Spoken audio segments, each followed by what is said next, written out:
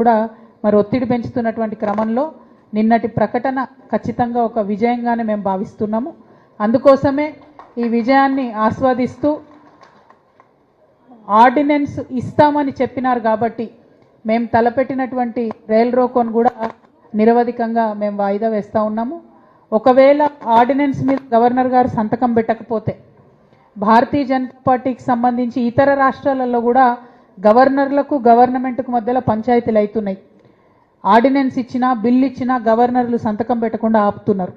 మరి ఇక్కడ తెలంగాణలో కూడా అదే పరిస్థితి వస్తే మీ అందరికీ తెలుసు, జాగృతి అయినా యునైటెడ్ పూలే ప్రింట్ అయినా ఉద్యమాలకు ముందు వరుసలో ఉండేటటువంటి సంస్థలు మళ్ళీ ముందుకొచ్చి ఖచ్చితంగా ప్రజల మద్దతుతోని రైలును స్తంభింపజేస్తాం, బస్సులు స్తంభింపజేస్తాం, అల్టిమేట్గా బీసీల హక్కులు సాధించే వరకు కూడా కొట్లాడతాం. ఇవాళ ఉన్నటువంటి సందర్భంలో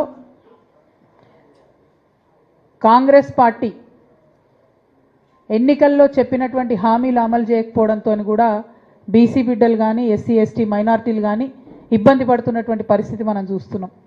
అది ఏదన్నా కావచ్చు, విద్యా ఉద్యోగాలకు సంబంధించి కావచ్చు, పెన్షన్లు కావచ్చు, 2500 కావచ్చు. ఇవి ఇవ్వకపోతే ఎక్కువ నష్టపోయేది ఎవరు? జనాభా. ఎస్సీ ఎస్టీ బీసీలే ఎక్కువగా నష్టపోతున్నారు. కాబట్టి ప్రభుత్వాన్ని మేము డిమాండ్ చేస్తున్నాం,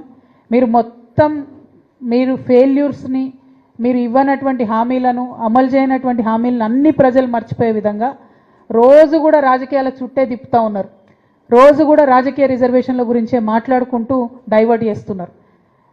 తెలంగాణ జాగృతి పోరాటాల వల్లనే ఇవాళ 2 బిల్లులు పెట్టాల్సి వచ్చింది. నిన్న క్యాబినెట్ రాజకీయాలకు సంబంధించిన బిల్లు మీద మాత్రమే మాట్లాడింది. మరి విద్యా ఉద్యోగాల సంగతి ఏంది? అది కూడా ఖచ్చితంగా చెప్పాలి. దాని విషయంలో మీ వైఖరేందో స్పష్టం చేయాలని మేము ప్రభుత్వాన్ని డిమాండ్ చేస్తూ ఉన్నాం. రాజకీయాలకు ఆర్డినెన్స్ ఇస్తారు, విద్యా ఉద్యోగాలు కేంద్రం నుండి వచ్చినాక చేస్తారా? ఈ సమస్యకు కూడా ఈ ప్రశ్నకు కూడా తప్పకుండా ప్రభుత్వం స్పందించాలని చెప్పి నేను కోరుతా ఉన్నాను. మరి మీ అందరికీ తెలిసిందే, భారతీయ జనతా పార్టీ అనుకుంటే కేవలం ఒకే ఒక్క నిమిషంలో వాళ్లకు ఉన్నటువంటి మెజారిటీతోని రాజ్యాంగ సవరణ చేసి ఖచ్చితంగా ఇవ్వగలుగుతారు. కానీ వాళ్ళు ఇస్తలేరు. వారిని కూడా మేము డిమాండ్ చేస్తూ ఉన్నాం. దోషమంతా మీరు కాంగ్రెస్ పార్టీ మీద దోషేసి తప్పించుకుందాం అనుకుంటున్నారేమో. మిమ్మల్ని కూడా చూస్తున్నారు. ఇక్కడ నుంచి 8 మంది పార్లమెంట్ సభ్యులు ఉన్నారు, 2 కేంద్ర మంత్రులు ఉన్నారు. ఆ 2 కేంద్ర మంత్రుల్లో ఒకరు బీసీ బిడ్డగా ఉన్నారు. ఆ బీసీ బిడ్డ అయినటువంటి బండి సంజయ్ అన్నని కూడా నేను పర్టికులర్గా రిక్వెస్ట్ చేస్తున్నా. సంజయ్ అన్న ఇవాళ మీ పుట్టినరోజు కూడా ఉన్నట్టుంది. పుట్టినరోజు శుభాకాంక్షలతో పాటు బీసీలకు పనికొచ్చేటటువంటి ఈ బిల్లుని మీరు రాష్ట్రపతి గారి దగ్గరికి పోయి వెనక్కి తీసుకొని రండి. దాని షెడ్యూల్ 9లో పెట్టించండి. దాని ద్వారా శాశ్వతంగా పరిష్కారం అయ్యే విధంగా ఈ సమస్యకు బండి సంజయ్ గారు పాటుపడాలని నేను ప్రత్యేకంగా రిక్వెస్ట్ చేస్తూ ఉన్నాను.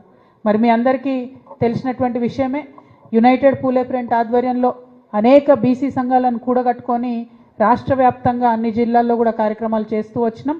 మరి ఇవాళ కదలిక రాష్ట్ర ప్రభుత్వం నుండి వచ్చింది. ఈ యొక్క కదలికను, ఈ యొక్క విజయాలను తప్పకుండా సెలబ్రేట్ చేసుకుంటాం.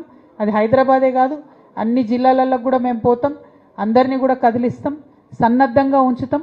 ఎందుకంటే కోర్టు సెప్టెంబర్ 30 వరకు అని డెడ్లైన్ ఇచ్చింది. గవర్నమెంట్ సిన్సియర్గా ఉంటే వచ్చే 4-5 రోజుల్లో ఆర్డినెన్స్ రావాలి. ఆ తర్వాత ఎన్నికల ప్రక్రియ ప్రారంభం అవ్వాలి. ఆ తర్వాతనే ఎన్నికలకు వెళ్ళాలి. కాబట్టి ఈ వారం రోజులు ప్రభుత్వ కార్యాచరణ కూడా మేము తప్పకుండా ఒక కంట కనిపెట్టే ఉంటాం. ఏది వదిలిపెట్టేది లేదు. ఉద్యమాలకు ముందు ఉంటాం, ప్రజల సమస్యల పక్షాన కూడా నిలబడి ఉంటామని చెప్పి జాగృతి తరఫున మళ్ళొకసారి తెలియజేస్తూ యూపీఎఫ్ శివన్న గారిని 2 నిమిషాలు అడ్రస్ చేయాల్సింది కోరుతున్నాను. జై బీసీ, జై యూపీఎఫ్, జై జాగృతి. ఈరోజు మనం చూస్తున్నాం ప్రభుత్వ కదలికల మీద. గత